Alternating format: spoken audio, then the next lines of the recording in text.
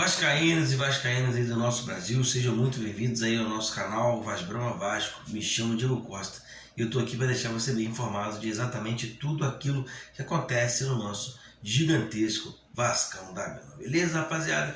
Então, você aí que torce para o nosso Vascão da Gama, eu peço para você deixar aquele likezão aí que ajuda bastante, se inscreva no canal também para poder ajudar a gente a chegar aos 1000 inscritos. E, rapaziada, compartilha esse vídeo aí e ativa o sininho para vocês poderem receber as notificações toda vez que a gente subir um vídeo aqui no YouTube. Beleza, rapaziada? Então, vamos lá, rapaziada, vamos lá, esse girão de notícias aí, né, de hoje. Muita coisa acontecendo no Vasco, muita coisa nova acontecendo no Vasco, a porta 777, o Vasco vai emprestar São Januário, as próximas rodadas do Vasco com algumas candidatos aí a estar brigando para não cair, enfim, tudo isso e muito mais dentro desse vídeo aqui para você vascaíno estar ciente aí de tudo que acontece no Vasco, beleza? Então vamos lá, vamos começar aqui pelo Botafogo, né? O Botafogo está com conversas adiantadas com o Vasco para poder mandar o jogo dele contra o Grêmio em São Januário. Por quê? Porque nos dias 9 e 10 o Newton Santos vai estar lá, o Engenhão vai estar recebendo o show da banda mexicana Rebelde, né? Então, com isso, o Botafogo teria que sair um pouco aí, buscar outras alternativas para poder jogar, né, em outro lugar. Com isso, né, eles sabem da resistência que está tendo o Maracanã pela dupla do Flamengo e Fluminense, sabe que o BO que dá toda vez que você for querer emprestar um estágio daqui, sabe o BO que dá, né, a parada que enfim, que todo mundo já sabe, que já conhece, que o Botafogo não está afim de passar, né, a verdade é essa, né? Então o Botafogo procurou o Vasco, né, ali para poder conversar, para poder tentar de alguma forma alugar São Januário. Adianto para vocês aqui que as conversas estão totalmente adiantadas. Provavelmente o jogo entre Botafogo e Grêmio será em São Januário, né? Então, com essas conversas adiantadas, todo mundo aí já esperando aí, já está todo mundo na expectativa para que esse jogo seja remarcado para São Januário. Com isso, o Vasco aí está negociando aluguel, essas coisas tudo que engloba tudo isso, né? E está dando condições aí ao Botafogo de jogar em São Januário. Eu acho uma parceria bacana. Se fosse todo mundo assim, não teria tanto problema.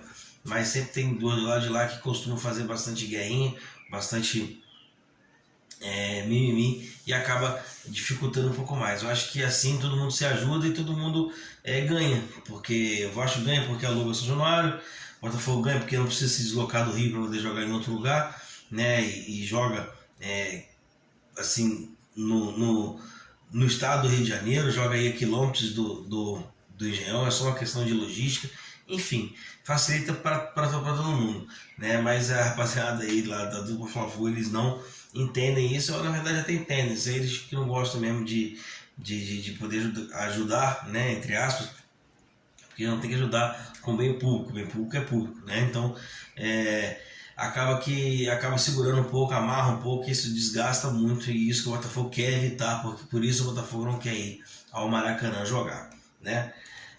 Rapaziada, o Vasco informou que conseguiu aí o efeito suspensivo do Jair, né? O Jair então está liberado para poder enfrentar o São Paulo já na próxima rodada. O Vasco conseguiu esse efeito suspensivo por conta do julgamento que ele teve, né? Pegou 4 jogos, já tinha cumprido 1, né? E com isso o Vasco entrou com efeito suspensivo e conseguiu aí a liberação do atleta para poder jogar em São Januário contra o São Paulo no próximo domingo, né? Rapaziada, fora essas rodadas que a gente tem agora, né? Que a gente pega agora o São Paulo em casa, Fortaleza em casa, depois pega o Flamengo no Maracanã e depois fecha com o Internacional em casa.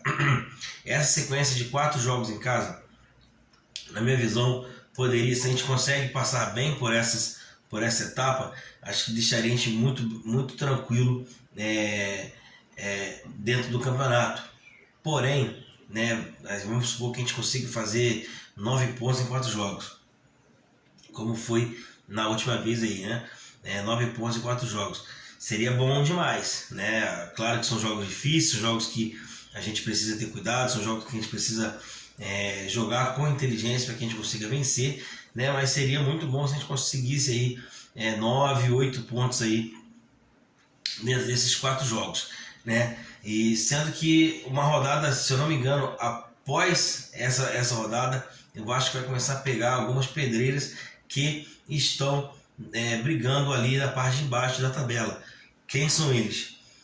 O Internacional na 29ª rodada, o Goiás lá, né, falando do Inter, né, o Inter na 29ª rodada, o Goiás lá em Goiás pela 30ª rodada, o Cruzeiro em Minas pela 33ª rodada, o América Mineiro em São Januário pela 34ª rodada e depois o Corinthians para a 36ª rodada. Ou seja, rapaziada, a gente precisa muito ter bons resultados agora para quando chegar, poder pegar essas equipes agora, a gente ter um pouco mais de tranquilidade para poder jogar, né? E conseguir sair dessa zona maldita e afastar isso de vez, né? A gente passa aí por um momento muito delicado, a gente passa aí mais uma vez por um momento muito difícil, né? Um momento de eleição no Vasco, que é muito conturbado, né? O Levenciano apareceu já, fez uma live ontem, eu assisti a live, é um cara que, na minha visão, por enquanto, é o único que tem realmente um projeto para colocar em prática, né? O Pedrinho ainda não vi, os outros, sinceramente, Júlio Brandt, esses caras eu não vou nem ver, né? De verdade, porque o Júlio a gente já conhece das outras eleições, né? Ele vai só dar continuidade àquilo que está acontecendo no Vasco agora, que ele está vindo como candidato à situação. Ninguém fala, mas é o que tá se parecendo, né?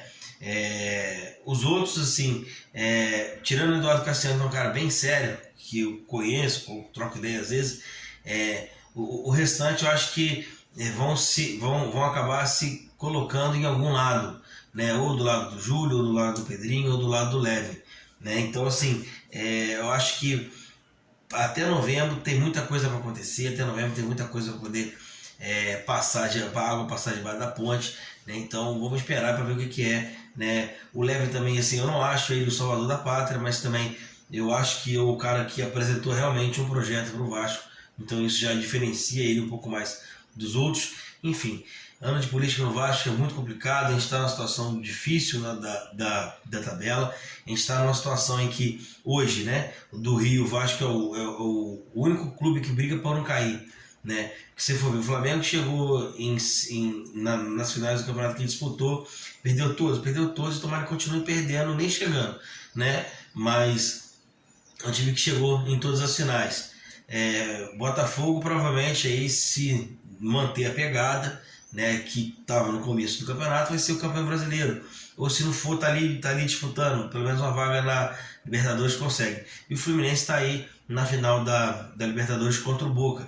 Então, e o Vasco brigando para não cair. Isso é inadmissível pra gente, né? Acho que a gente precisa acordar para a vida, os políticos do Vasco, como sempre. A gente vem aqui apelar para que a política do Vasco seja um pouco mais tranquila, mas é praticamente impossível os caras colocarem a mão na consciência e pensar só no Vasco. É muito complicado o que o Vasco passa em relação à política, mesmo com a SAF, mesmo com ter separado o futebol do Vasco. O momento do Vasco é muito conturbado politicamente, ainda continua assim, mas tomara que mude, né? A gente torce para que mude em algum dia aí, porque ninguém aguenta mais esse tipo de picuinha, e com isso o Vasco vai só se deteriorando, né? A verdade é essa.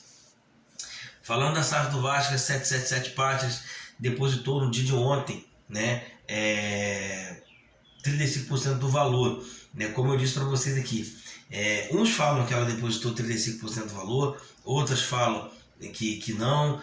A empresa, segundo um jornalista aqui do Carlos Robert, ele falou que o aporte da 777 Pátrias começou a ser transferido ontem para cair hoje, sexta-feira. Então, assim, a gente não sabe nunca o que está acontecendo no Vasco, até porque ninguém coloca às claras isso aí. Isso é muito perigoso, né? Mas eu sei que o Vasco agora é uma empresa, que todo mundo tem que... A empresa, ela se resguarda e tudo, mas é muito difícil a gente pegar e trabalhar dessa forma, entender o que o Vasco tá pensando, entender que as pessoas que gerem o Vasco tá pensando. A gente fica muito em cima do muro em relação a isso, porque a gente não sabe o que está acontecendo, né? Então, a notícia que a gente tem, vi até ontem também no Twitter e no Instagram do Pedrosa, jornalista que eu gosto muito de acompanhar, que o Vasco, depois, a 777 Passe deu início às transferências no dia de ontem, né? Então, depositando aí 35% desse valor, né? Já o Carlos Berbet, ele falou que além, a 777 negou que está pagando parcelado, né, que fez a transferência no dia de ontem e que hoje estaria caindo esse total valor aí para o Vasco, que seria o quê? Né? O Vasco pegou 16 milhões emprestados na janela para poder fazer as contratações que foram feitas. Depois, com juros e correção monetária aí do Vasco, o Vasco vai acabar recebendo 126 milhões, né, desse montante de 120, o Vasco vai receber 126 milhões por conta de juros e correção monetária, né? E a 777, segundo ele, fez o aporte no dia de ontem, fez o aporte no dia de ontem e está faltando no valor mais ou menos aí de 38 milhões e 500 mil. E no dia de hoje vai estar caindo 71 milhões e 500 mil na conta do Vasco para poder fechar esse montante de 126 mil. Vamos esperar até o final do dia, né, para a gente ver o que realmente está acontecendo, que se esse dinheiro vai cair ou não, se o Vasco vai se pronunciar, se recebeu ou não essa grana. Enfim, a gente espera que tudo dê certo, que tudo está muito obscuro ainda para a gente não consegue entender muito bem. Mas o mais importante disso tudo é que a gente consiga se manter na Série A, que eu acho um absurdo um time como o Vasco, com o aporte de grana que está tendo, tá brigando para não cair ali ainda na 26ª rodada do Campeonato Brasileiro. É inadmissível, faltando 12 rodadas para acabar o campeonato, a gente está brigando ali para não cair, onde já era para a gente ter se livrado há muito tempo, né? Mas é isso, rapaziada.